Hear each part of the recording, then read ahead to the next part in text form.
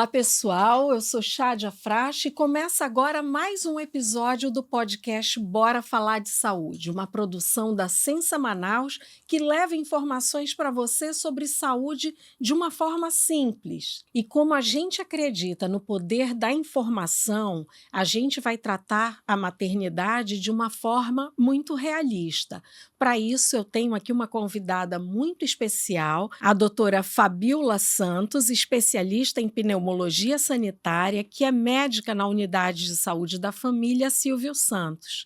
Doutora Fabiola, muito obrigada pela sua presença, um prazer enorme te ter aqui no nosso podcast e vamos falar, sobre maternidade, sobre mãe de primeira viagem. Obrigada pelo convite, quero agradecer o convite de estar aqui falando com toda a população, do nosso alcance, mas conversar sobre um tema que particularmente me agrada muito, falar sobre maternidade, é um tema com muitos mitos, muitas coisas que a gente precisa trabalhar, muitas informações que a gente precisa passar, então é sempre um prazer e eu agradeço o convite.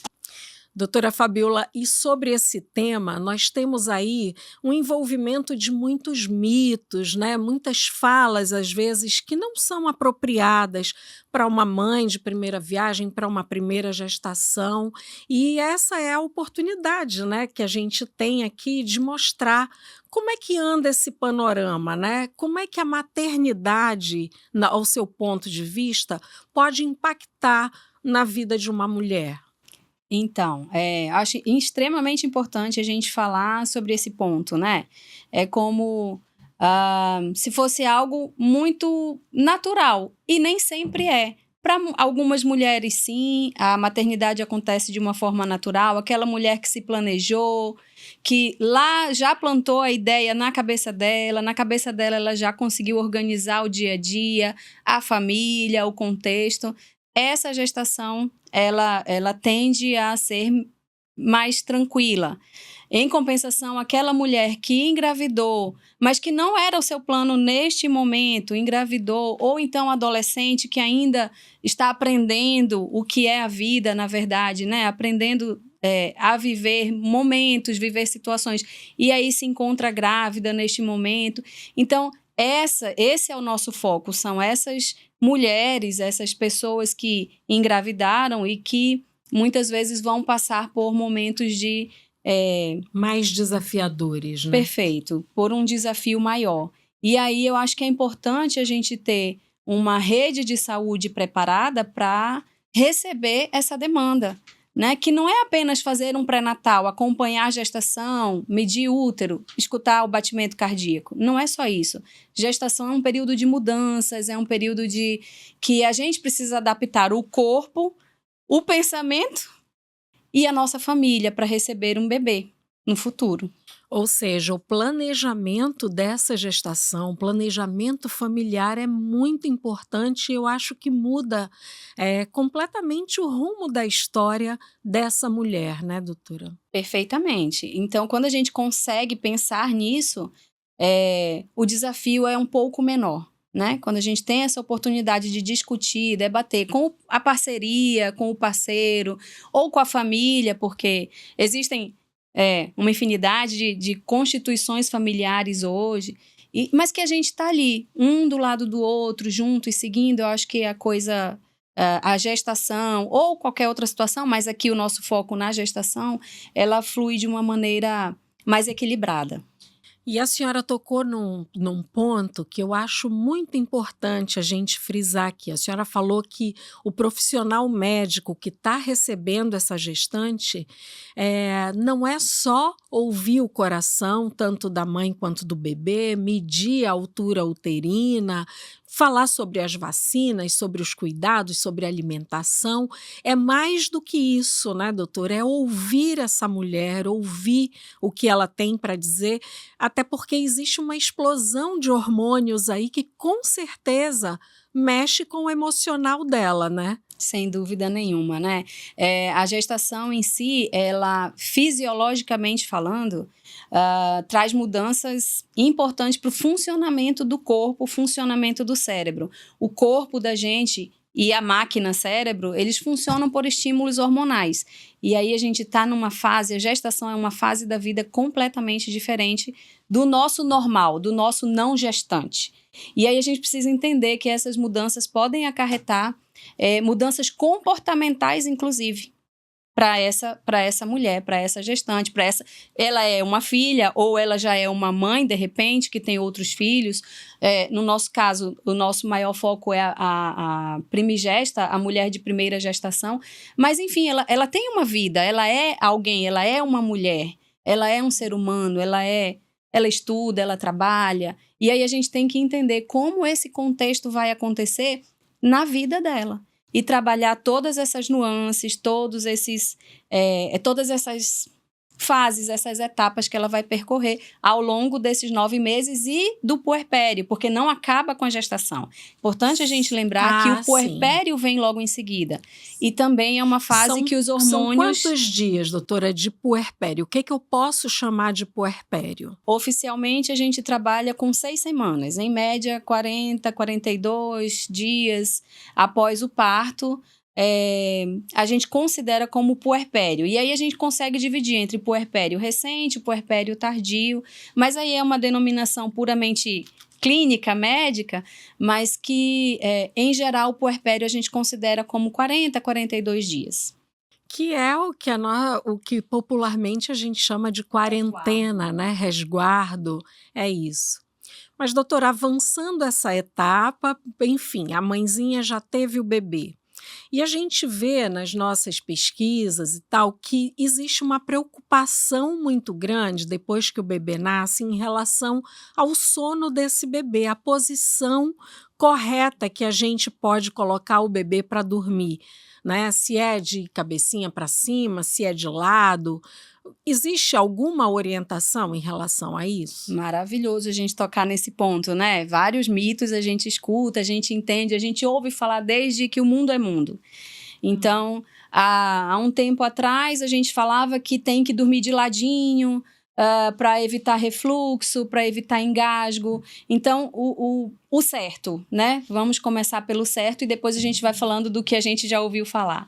Então, o certo é que a gente coloque o bebê para dormir de barriguinha para cima, de peito para cima, em uma superfície lisa, retinha, uma superfície não muito macia, porque senão eu também afundo um pouco, né? Faz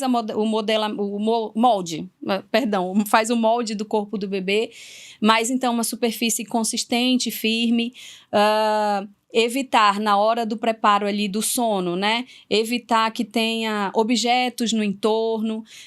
Outra coisa que a gente fala muito e que a gente percebe muito, assim, o médico de família, e aí eu vou puxar a brasa para minha sardinha, o médico de família a gente faz visita domiciliar, então a gente entra no contexto de vida da pessoa, a gente invade o interior daquela família, daquela casa. E a gente vê muito mulheres que dormem com o bebê no lado ali. O sono do bebê, principalmente nessa fase inicial, no puerpério, não tem hora. Quantas horas? O bebê dorme muitas horas por dia, passa muitas horas da madrugada acordado, não tem uma hora fixa. Doutora, é certo? É errado meu bebê dormir o dia todo? É certo ele acordar a noite toda?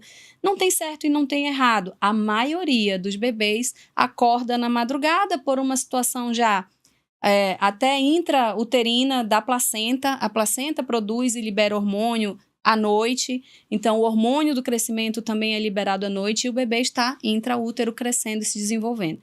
Então, em geral, a noite, a madrugada e a noite é uma fase ativa de crescimento intrauterino. Então, o bebê foi acostumado por 9 meses a acordar de noite, ele vai passar mais alguns meses depois que sai do útero, ainda nesse ritmo, até que o ritmo se inverte e aí ele entra no ritmo da casa. Começa a ter o ciclo da família normal. Mas até isso acontecer, o sono da madrugada é bem quebrado. Mas assim, em relação então a essa dormida, ele fica de cabecinha barriguinha para cima é a posição mais correta, ideal, é a posição mais correta. Exatamente. Tá. A gente evita. Há muitas Agora me lembrei, assim, muitas mães perguntam, eu posso botar de barriguinha para baixo porque diminui a cólica? Eu escutei falar, a minha mãe fazia, a minha avó fazia e pediu para eu fazer. Então, hoje, a gente estuda bastante essa questão e a gente entende que de barriguinha para baixo, eu aumento a pressão abdominal do bebê, que acabou de mamar muitas vezes, aumento a chance de ele regurgitar. O que é isso, né? No português, claro, o conteúdo do estômago volta e sai pela boca. Refluxo, regurgitação. E aí o bebê ainda não tem um tônus muscular, a força do músculo, ele não tem o reflexo do uso da musculatura do pescoço, de virar de lado.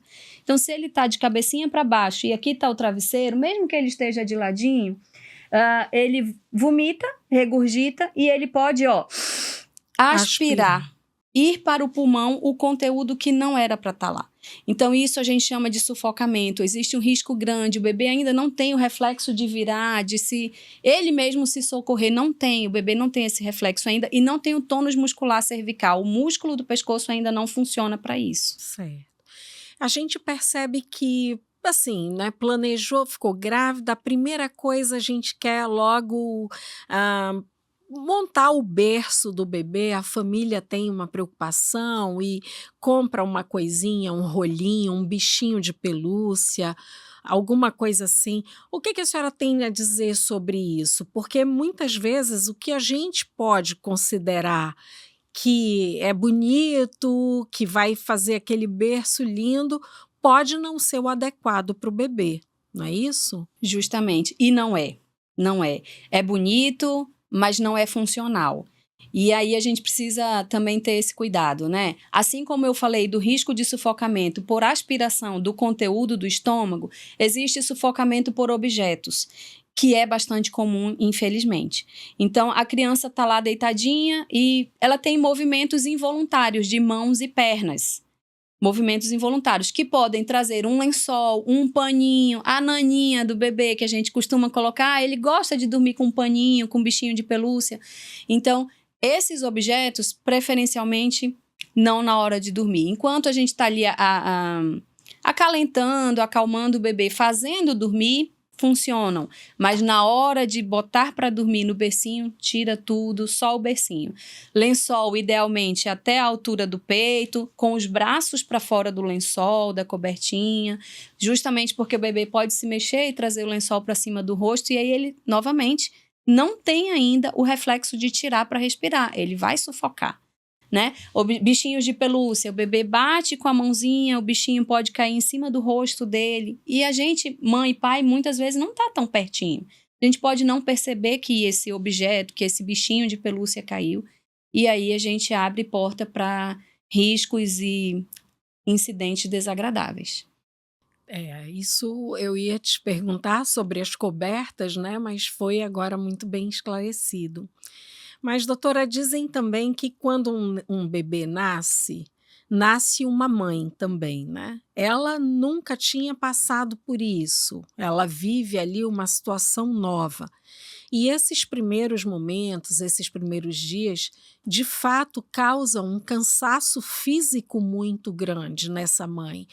Um cansaço físico porque isso acrescentou uma tarefa a mais, embora exista o amor, exista a vontade de ser mãe, mas acrescentou um trabalho a mais. Ela tem a casa, ela tem o marido, ela tem esse bebê novo, é tudo novo para ela, e acaba que o cansaço físico é tão grande que ela aproveita para dormir um pouco quando o bebê dorme. Não é isso que a gente vê por aí? Existe alguma recomendação sobre esse descanso? O que é importante para a mãe nesse momento em relação ao descanso dela? Perfeito. E inclusive eu falava, né, que muitas delas passam a madrugada amamentando, acorda, aí faz arrotar, troca a fralda, enfim. É uma madrugada agitada para a maioria das mamães. Então, acho que é importante, sim, a gente sempre conversa sobre isso durante o pré-natal, que é para tentar preparar essa mãe para esse momento de puerpério. Então, a gente tenta orientar isso. Consegue dormir? Vamos dormir. Muitas vezes não é uma realidade para todas, né? Sobretudo aquelas mães que já têm outros filhos. Então, abrindo um parêntese aqui na nossa conversa, as mães que têm outras responsabilidades, porque aí o bebê vai dormir 7, 8 horas da manhã, mas o dia daquela mulher já começou, ela já tem outros filhos, aí tem que levar para a escola, outros compromissos, casa, enfim. Então, sempre que puder, e mesmo aí voltando, né, para a mãe de primeira viagem, ela passou a madrugada acordada, cansada, amamentando. Sempre que puder, se ela puder descansar meia hora, 40 minutos, enquanto o bebê está dormindo, a gente aconselha que ela aproveite esse momento também, que é um momento de silêncio dentro da casa, um momento de tranquilidade, de não, como é que eu vou dizer, não compromisso, não obrigação, o cuidado que ela precisou prestar está completo, o bebê está dormindo. Se ela puder tirar um tempinho para ela, eu acho que é importante. A gente não deixa de ser a gente porque é mãe. A gente não deixa de ser um ser humano, a gente não deixa de ter necessidades. Inclusive, o sono é uma necessidade fisiológica do ser humano, o sono é importante. E a gente não deixa de ser a gente porque a gente está sendo mãe. É isso. Isso me leva a te perguntar e a pensar o quanto é importante ter para esse descanso uma rede de apoio dentro de casa, né? E aí, falando de rede de apoio que ela possa ter em casa para ela poder ter esse descanso, em relação às unidades básicas de saúde, que tipo de rede de apoio eu posso oferecer para essa mãe que procura a rede básica? Então, a gente, enquanto equipe de saúde, e aí eu tenho que estender, porque nós não é só o médico, né? Eu sou médica, eu sou uma figura da equipe de saúde. Mas nós temos outras figuras tão importantes ou mais, né? É uma equipe multidisciplinar. Então, acho que rede de apoio é isso, é você ter várias figuras, cada uma com a sua missão dentro do seu contexto, dentro da sua necessidade, dentro, né, da necessidade daquela mãe.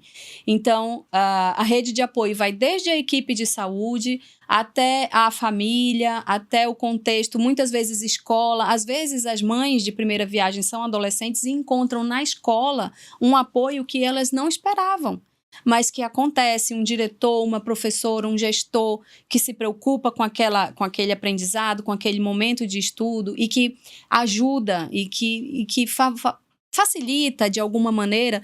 Acho que o termo facilitar às vezes soa pejorativo, mas assim, facilita no sentido de não impor dificuldades, não colocar pedras no caminho. Enfim, então, essa rede de apoio, a gente procura, durante todas as consultas do pré-natal, fazer levantamentos disso, identificar o que essa gestante tem de positivo, de fortalecimento, o que a gente pode construir em cima dos pontos fortes que ela já tem, identificar os pontos de fragilidade, tentar fortalecer nesses pontos, né? Eu não tenho um bom relacionamento com a minha irmã, um exemplo, ou com a minha mãe, por exemplo. Então, o que a gente pode fazer enquanto equipe de saúde para tentar fortalecer esse laço? É um momento que você vai precisar de um apoio, de ter alguém do seu lado. E até agora a gente está falando num melhor cenário, né? E quando a gente fala das mães solo, a gente acompanhou o pré-natal dessa mãe que não tem nenhum parceiro. A preocupação da unidade básica de saúde, da equipe de saúde, ela se torna maior e mais presente nesses casos? Certamente. Essa mulher vai enfrentar uma dificuldade ainda maior, porque ela justamente não tem essa rede de apoio. Ela olha para o lado e não enxerga, ela olha para frente e não enxerga em quem se apoiar ou com quem conversar muitas vezes. E aí a gente já falou, né, que a gestação é um período de muitas mudanças e hormônios, enfim, o humor da mulher muda. E eu acho que, assim, enquanto equipe de saúde, enquanto profissional de saúde, é de extrema importância a gente não construir um muro nesse relacionamento. A mulher precisa de ajuda e eu não posso ter julgamento nem preconceito de perguntar se ela está precisando de ajuda, né? Como está a sua vida? Como você tem se sentido? O que acontece se você faltar trabalho? Qual é o teu vínculo empregatício? Você está trabalhando? Você está estudando? Qual é o teu vínculo? Porque a gente consegue muitas vezes encontrar, são situações difíceis, e aí eu vou fazer um parêntese aqui recente. Hoje ela é puérpera, já teve o neném. Mas a gente acompanhou o pré-natal de uma moça solo, mãe solo. Toda a família dela é de outro estado, está morando em outro estado. E ela sozinha veio para Manaus. Ela é do Pará, ou uma outra cidade do Pará, veio para trabalhar e aí engravidou.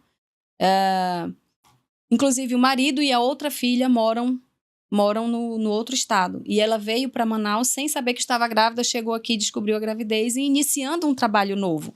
Então, assim, muitas mudanças. E a gente precisa não julgar. A gente precisa despir o nosso julgamento pessoal. Ali eu sou profissional de saúde, né? A gente está ali para ajudar, para a fortalecer, orientar, não para julgar. Não é o nosso papel, não é isso? Mas, doutora Fabíola, o nosso episódio é sobre mães de primeira viagem, mas eu também não posso deixar de tocar nas mães que têm outros filhos, porque enfrentam também, né, uma situação. Por exemplo, muitas mães, e quando o planejamento familiar acaba falhando, eu tenho ali uma mãe que tem um bebê de 2 meses e que engravidou de outro filho, ou então ela já tem um bebê em idade escolar e que aí acabou de ganhar outro filho. A sobrecarga fica muito maior, a responsabilidade triplica, né, ali. E o que a senhora poderia dizer para essas mulheres, para que elas não adoeçam, tanto física como emocionalmente? É um ponto sensível, né? Porque às vezes quando a gente usa da empatia, quando a gente se coloca no lugar do outro, eu adoraria viver no mundo ideal, ou então adoraria que todo mundo entendesse o meu contexto de vida. Mas eu acho que é bem isso, usar da empatia. Enquanto profissional de saúde, quando a gente compreende a dificuldade do outro, aonde está o problema do outro, aonde dói no outro, a gente consegue orientar melhor. E aí eu tenho um pensamento muito da medicina de família, que educação é sempre o melhor remédio. Sempre que a gente pode, vamos conversar sobre a dificuldade, vamos ver onde a gente pode contornar a pedra do caminho, né? Já dizia o poeta. Então, a gente tem uma pedra, vamos contornar. Eu não consigo passar por cima, eu vou passar pelo lado, eu vou ter que contornar esse problema, eu vou ter que encontrar meios para fazer acontecer. Ela já tem um filho, ela já é mãe, já é esposa, ela já é dona de casa, ela já é mãe de família, ela já muitas vezes tem trabalho. Algumas mães também nesse período conseguem viver a licença maternidade. Algumas mães não conseguem porque são autônomas e contribuem financeiramente para a família. Então, são contextos que a gente vai ter que avaliar individualmente. Sim. E, doutora, assim, hoje a gente vê, até pelas redes sociais, que existe uma pressão muito grande para que tenha uma maternidade perfeita, né? A pressão é gigantesca, que a mulher tem que fazer assim, assim, assim, que vai dar certo. Existe uma pressão muito grande para que ela seja a mãe perfeita. O que a senhora tem a dizer sobre isso? Então, como se a vida tivesse um roteiro, né? Não tem. Nós somos rotuladas assim, é verdade. Eu fui exigida assim, imagino que, de alguma maneira, você Todos também nós, pode ter né? passado por isso, mas o que eu tenho para dizer e o que eu sempre digo e repito, quem me conhece sabe muito bem, eu sempre falo, eu não sou perfeita, não. Eu faço o meu melhor. Vou ter minhas falhas, mas o importante é a gente reconhecer onde falhou e corrigir. Mas, na verdade, a mensagem que eu quero deixar para todas é assim, a gente não é super nada. Nós não somos super mulheres, nós não somos super mães, a gente não é super esposa, nós não somos super profissionais. A gente é o melhor que a gente pode ser. Quando as pessoas já dizem guerreira, já coloca nas tuas costas uma responsabilidade, um peso de que tem que ser guerreira e tem que dar tudo sempre certo, né? A gente pode mudar isso para dizer assim, eu sou perfeita para o meu filho. Vamos pensar assim? Eu acho que fica mais fácil. Eu sou a mãe perfeita para o meu filho é o filho perfeito para mim, para o tipo de mãe que eu sou. Mas eu sou a mãe perfeita? Certamente não. E, doutora, nas equipes da Estratégia de Saúde da Família, nós temos aí a figura do agente comunitário de saúde, do ACS. E muitas vezes a mãezinha que está no puerpério, ela está passando por situações emocionalmente muito difíceis, mas ela não consegue falar para as pessoas, né? E a gente sabe que o agente comunitário de saúde faz as visitas domiciliares. De que forma ele pode contribuir para a equipe? Então, perfeito. Eu sempre enalteço bastante o papel do agente comunitário de saúde. É uma peça fundamental para a estratégia de saúde da família, para a estratégia de atenção primária à saúde. O agente comunitário é aquele elo de ligação. Ali eu tenho a informação mais pura que eu posso encontrar. Da comunidade, da convivência em comunidade, da convivência em sociedade, quais as dificuldades que aquele bairro específico enfrenta, em termos gerais de falta de água, falta de luz, violência, sim ou não, dificuldades do que a rede social daquele bairro tem para disponibilizar, sim ou não, facilidades também, potencialidades. Todo esse contexto o agente comunitário de saúde consegue trazer para a equipe. Mas eu acho que o principal ponto, isso é muito importante, isso que eu falei, mas eu acho que um ponto importantíssimo, assim, muito, muito, muito, que eu gostaria mesmo de frisar e ressaltar, é que é o profissional que conhece a pessoa, conhece a família, sabe O contexto que ela vive tudo. ali, né? Inclusive, muitas vezes eles dizem pra gente, doutora, se a senhora conversar com a mãe, a senhora consegue o resultado que a senhora quer. Se a senhora conversar com o tio, com a tia, uma prima, uma irmã, aquela pessoa é mais fácil de a gente conseguir apoio, de a gente conseguir chegar, né? De a gente conseguir o resultado que a gente precisa. Então, eu fico muito satisfeita de trabalhar com profissionais desse tipo. Agente comunitário de saúde é realmente o elo. Faz a diferença quando a gente tem uma equipe comprometida, né? Quando todos estão ali envolvidos falando a mesma língua, conhecendo o seu território, conhecendo a sua área, as famílias que eles atendem, né? Isso faz toda a diferença.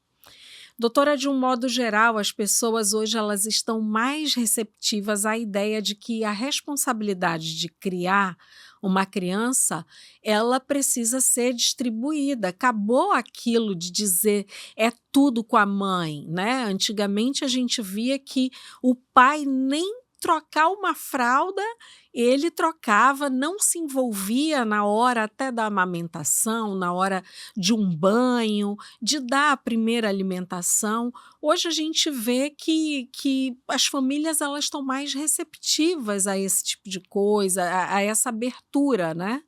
Isso, estão mais participativas, Isso. né? A construção da educação está acontecendo de uma maneira mais mais pessoas se envolvendo no processo. Mas eu acredito que a gente ainda está um pouquinho longe do ideal. Mas eu acho que a sementinha foi plantada. Eu acho que ao longo desse tempo, e assim, eu já tenho 20 anos de trabalhando em atenção primária, 20 anos trabalhando na nossa secretaria, e muita coisa mudou, né? A gente consegue hoje a participação, por exemplo, dos parceiras no pré-natal, familiares, mães estão presentes no pré-natal, sogras estão presentes no pré-natal. Então, e hoje é instituído o pré-natal do parceiro, né? Isso é muito importante, já saber desde a gestação tudo que pode ser, o que não pode, o que deve contribuir. E eu acho que ele participando ali, ouvindo o batimento cardíaco, sabendo das transformações que a sua esposa ou que a sua parceira está passando, consegue estar mais junto, agregar, né? um pouquinho mais, né? Uhum. É isso aí. Doutora, agora a gente vai dar uma pausa para um quadro que a gente chama de Fala Especialista, onde o nosso público interage direto, fazendo aqui umas perguntas. Vamos ouvir o que o público tem a dizer?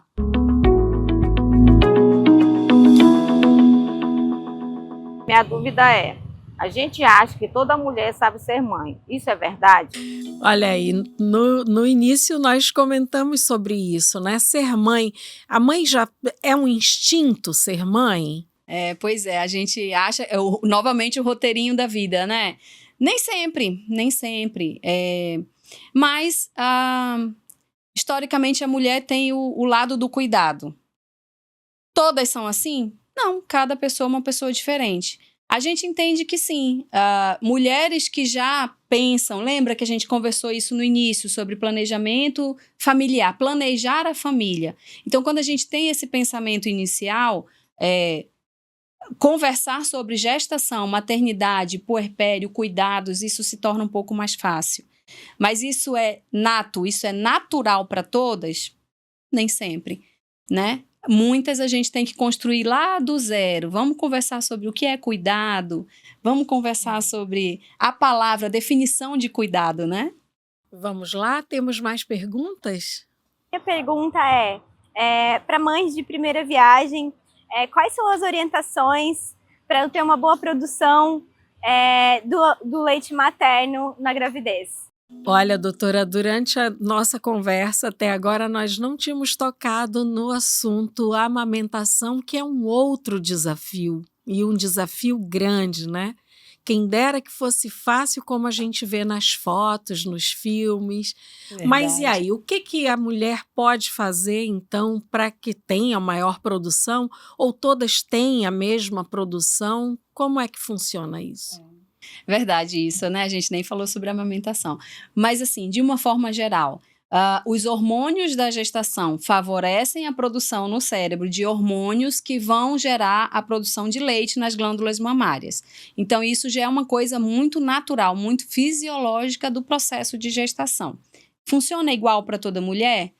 Obviamente não. O corpo não é igual de todas as mulheres, então algumas mulheres produzem uma quantidade muito maior de leite, algumas mulheres uma quantidade suficiente para o seu bebê. Eu não vou dizer pouco, porque isso também não é verdade, mas a quantidade que o seu bebê necessita. Algumas conseguem ter uma produção até maior, e por isso que a gente fala da doação do leite materno, o banco de leite materno.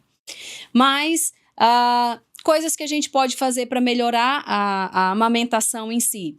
Melhorar a hidratação, extremamente importante, a mãe que está amamentando, beber bastante líquido, água, esse é o líquido, água. Então, beber, aumentar a ingesta de água, amamentar em ambiente tranquilo também funciona, porque libera lá no cérebro mais hormôniozinho, o hormôniozinho da felicidade, que aí aumenta a produçãozinha de leite na glândula materna. Preparar psicologicamente para o ato de amamentar também é importante. Conversar sobre a amamentação no pré-natal é importante, porque não é verdade que é só botar a mama para fora e vai funcionar. Muitas mulheres enfrentam dificuldades, né? Sim. Então, a gente também precisa ter esse preparo de pega, de trabalhar, de conversar. Massagear a glândula mamária são movimentos, em geral, circulares que a gente faz ao redor da glândula mamária no período pré-amamentação, ou seja, reta final de gestação, e toda vez que eu for amamentar, o bebê chorou lá no berço, eu estou indo buscar para amamentar, já vou fazendo as massagenzinhas na glândula mamária para já ir deixando o leite fluir pelo canal que leva o leite da glândula até o bico, até o mamilo. Né? Então, são algumas coisas que a gente pode ir fazendo. E durante o pré-natal é preciso abordar também, né? A pauta, a amamentação, a pega correta para evitar as rachaduras. A gente já sabe que quando tem rachadura é porque a pega está errada, né? Então, assim, é muito importante que no período de pré-natal também seja abordado, né? Essa questão da amamentação. Vamos lá, temos mais perguntas? Minha dúvida é, quando o bebê não ganha peso suficiente, isso significa que o leite da mãe é fraco? Doutora, eu acho que esse é um dos maiores mitos que eu já ouvi sobre amamentação, sobre maternidade. O que a senhora tem a dizer?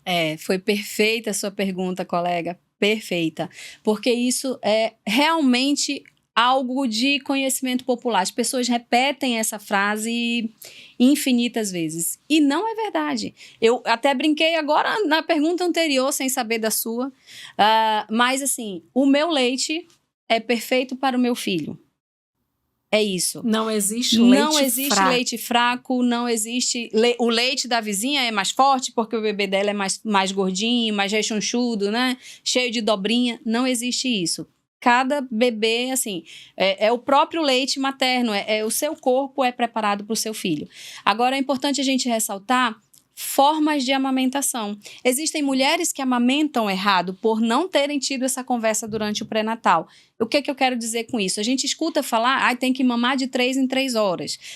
Mamou de um lado, arrotou, mama do outro. E não é bem assim. Não é bem assim. Existe o que a gente chama de, no leite materno, na hora de amamentar, o leite, existe a fase anterior do leite, que a gente chama leite anterior, e o leite posterior. Se eu ficar fazendo troca de mama muito frequente, atenção mamães, se eu fizer a troca de mama muito frequentemente, o bebê vai mamar só o leite anterior. E o leite anterior é só rico em água e sais minerais, né? Exatamente. E o leite posterior é o rico em gorduras, é o que faz engordar, é o que faz crescer. Então, eu acho, doutora, que isso é muito importante a gente deixar claro aqui para o nosso público, né? Essa questão que a senhora falou, eu ia tocar no final, mas eu acho que vale muito a pena a gente falar agora. Então, a mãe coloca o bebê para mamar de um lado da mama, bota para rotar, e o que ela faz? Depois que arrota, ela passa para outra mama. Automaticamente. Não é assim. Ela precisa voltar para a mesma mama. Perfeito. É importante deixar isso claro, né? Porque senão o bebê vai mamar só o leite anterior e aí ela vai achar que é o leite fraco. E aí realmente ele não vai ganhar peso, não vai ganhar porque peso. Não está mamando o leite posterior, que é o leite com gordura, com proteína, com substância que a gente conhece. É isso. Então, é esse leite que a gente quer chegar. Tanto que, e agora por curiosidade, toda mulher que amamenta, se você fizer a expressão do mamilo, você vai ver que tem um leite ralinho. É o leite anterior. Isso não quer dizer que o seu leite é ralo, tá, mulher? Preste atenção, mamãe.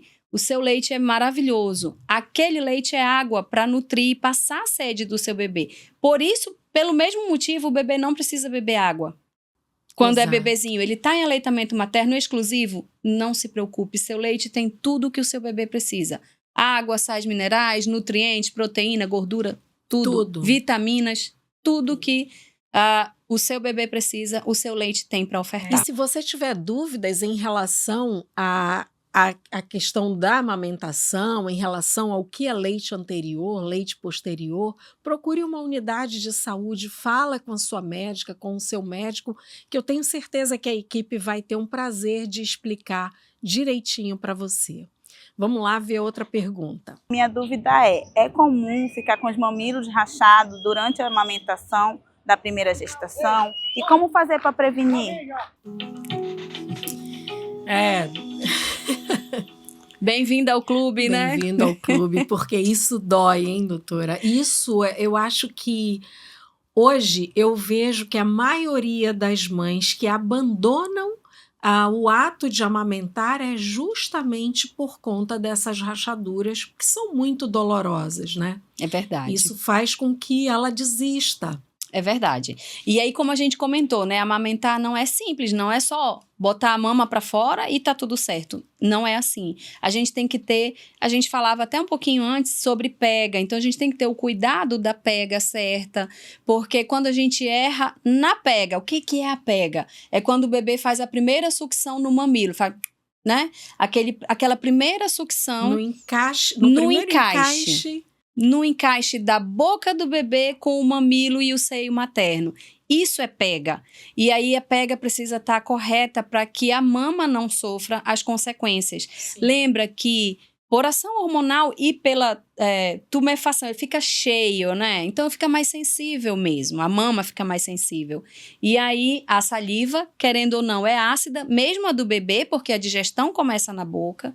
Então, a saliva é um pouco mais ácida, por si só ela já pode causar alguns pequenos danos no mamilo, nada que cause dor, mas a pega errada aumenta esse processo de fissura, de rachadura, pode levar até a mastite, que é a infecção da glândula mamária, E aí a coisa E aí dificulta. complica porque a mãe sente dor, muitas vezes tem febre, precisa entrar no Com antibiótico e acha que também só porque está tomando antibiótico tem que parar de amamentar. Isso não é verdade, né? Perfeito, não é verdade. Certo. Vamos lá, vamos ver. Próxima pergunta? Tenho uma dúvida. Os bebês devem ser alimentados em horários fixos? Essa dúvida é frequente, né? Doutora, eu preciso acordar o meu bebê de 3 em 3 horas para mamar. Eu sempre brinco assim, ó, bebê de 3 em 3 horas é bebê de novela. Não é bebê da vida real, né? Então, não necessariamente, tá? Se o bebê tá bem, mamou bem antes de dormir, não tem problema, ele vai acordar quando tiver com fome. E isso, a maioria dos bebês que não passaram por situações de risco durante a gestação, bebê de mãe que não teve complicação, não teve diabetes, eu tô falando da maioria dos bebês. Bebês específicos, a gente vai orientar especificamente. Aqui a gente está falando do geral, né? Os bebês, eu preciso acordar de 3 em 3 horas, né? Não precisa.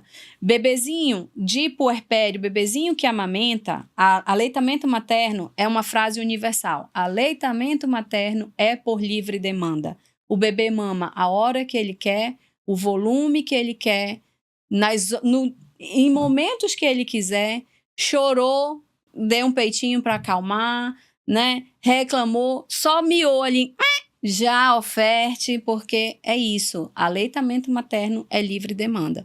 Então, não tem hora fixa, não tem lugar fixo, aleitamento materno é livre demanda. Olha, doutora, foram muitas perguntas. Eu tenho certeza que esse tema daria até outro podcast, né?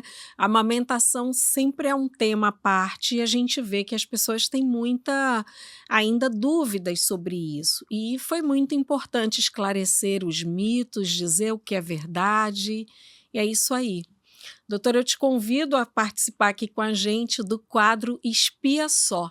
É um quadro que traz muitas curiosidades e engrandecem muito, enriquecem muito aqui o nosso tema. Vamos dar uma olhada?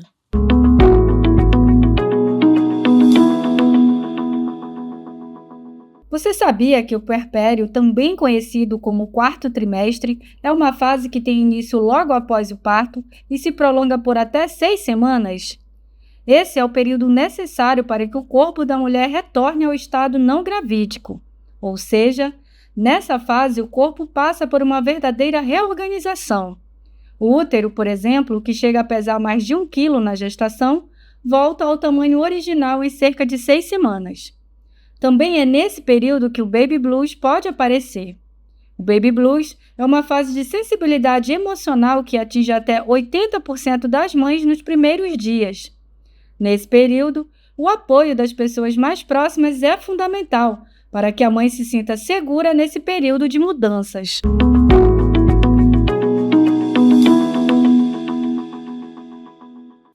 Doutora, viu aí esse quadro Espia Só traz muitas curiosidades, né? Que a mulher passa por muitas mudanças após a maternidade e durante a maternidade também. A gente viu que nesse momento a mulher ela precisa muito da ajuda tanto da sua família, dos familiares como um todo e da rede de saúde também. Eu gostaria que a senhora deixasse aqui um recado sobre esse assunto abordado de hoje, um recado para aquela mulher que está passando pela primeira gestação, que é mãe de primeira viagem, mas a gente deixa também um parêntese para aquelas mães também que têm mais de um filho, que se sentem sobrecarregadas. Eu queria que a senhora deixasse uma mensagem para elas. Então, o que eu tenho para dizer, que eu acho que é fundamental, é assim, ó, você não está sozinha, você não precisa passar por isso sozinha, né? E você sempre vai, se você se permitir, você vai encontrar pessoas para te apoiarem. Na família, na rede de amigos, como eu disse, às vezes na escola, às vezes vem de um apoio que você nunca imaginou que teria, às vezes na equipe de saúde você pode ter um suporte emocional ou até físico, né, de corrigir a pega, ou de, vem, vou levar a bolsa com você, enfim. Mas o que eu queria também dizer é que, assim, a gente costuma muito dividir com os outros Momentos de alegria. É festa de aniversário, é Natal, Ano Novo, a gente está sempre festejando junto. E por que não dividir as angústias? E por que não dividir as dificuldades com quem a gente ama e com quem a gente sabe que ama a gente? É para isso, família. Né? Então, eu tô toda arrepiada, mas eu acho que é isso, gente. É isso que a gente precisa pensar. Rede de apoio é isso. É onde eu me sinto amparada. É quem eu procuro para me dar o colinho que eu também preciso. Né? Então, sim, vamos pensar em dividir nossas angústias. Não é erro pedir ajuda, não é falha, não é fraqueza. Pedir ajuda não é um erro, é um ato de coragem. É um ato de coragem. Né? Não é fraqueza, é um ato de extrema coragem. É isso. Poxa, doutora, muito obrigada por sua participação aqui no nosso podcast. Eu sou uma fã sua, a gente se conhece já há muito tempo, né? Queria agradecer a tua presença aqui, acho que o papo foi muito enriquecedor e eu queria também aqui agradecer a você que nos assiste, dizer que temos muitos mais episódios vindo aí pela frente e não esqueçam de curtir, compartilhar, comentar, avisar os amigos, aos vizinhos, seguir-nos nas plataformas audiovisuais e o canal do YouTube da Sensa Manaus. É isso, até o próximo episódio. Um abraço.